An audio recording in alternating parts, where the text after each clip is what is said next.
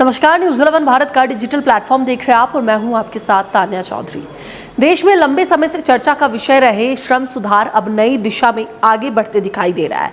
केंद्र सरकार ने नए लेबर कोड के अंतिम नियमों को अधिसूचित कर दिया है, जिसके बाद कर्मचारियों की सैलरी, काम के घंटे, छुट्टियों और महिलाओं की कार्य व्यवस्था से जुड़े कई बड़े बदलाव लागू होने की राह पर है।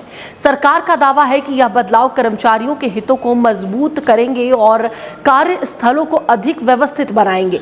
नए नियमों के तहत सबसे बड़ा बदलाव कर्मचारियों की बेसिक सैलरी को लेकर किया गया है। अब किसी भी कर्मचारी की बेसिक सैलरी उसकी कुल सीटीसी का कम से कम 50% होना अनिवार्य होगा। इसका सीधा असर कर्मचारियों के पीएफ और ग्रेच्युटी पर पड़ेगा। बेसिक सैलरी बढ़ने से भविष्य निधि यानी पीएफ में योगदान भी बढ़ेगा, जिससे रिटायरमेंट के बाद आर्थिक सुरक्षा मजबूत होगी। हालांकि हाथ में मिलने वाली सैलरी कुछ मामलों में कम हो सकती है। ग्रेच्युटी नियमों में भी बड़ा परिवर्तन किया गया है। अब कॉन्ट्रैक्ट पर काम करने वाले कर्मचारियों को 5 साल तक इंतजार नहीं करना पड़ेगा। यदि उन्होंने 1 साल की सेवा पूरी कर ली है तो वे ग्रेच्युटी पाने के हकदार हो जाएंगे और इससे अस्थायी कर्मचारियों को भी स्थायी कर्मचारियों जैसी सुविधाएं मिलने का रास्ता खुलेगा।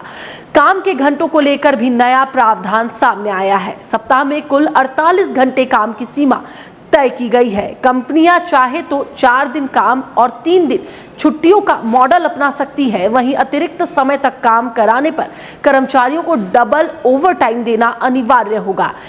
इसके अलावा साल में 180 दिन काम पूरा करने वाले कर्मचारियों को अर्जित अवकाश यानी अर्न्ड लीव का लाभ मिलेगा।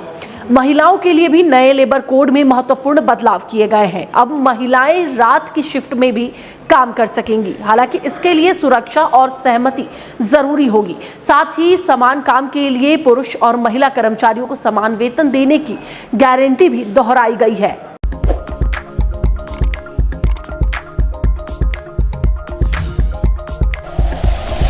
Like and share videos, subscribe करें हमारा चैनल और प्रेस करें बेल आइकॉन। न्यूज़ 11 भारत, सच है तो दिखेगा।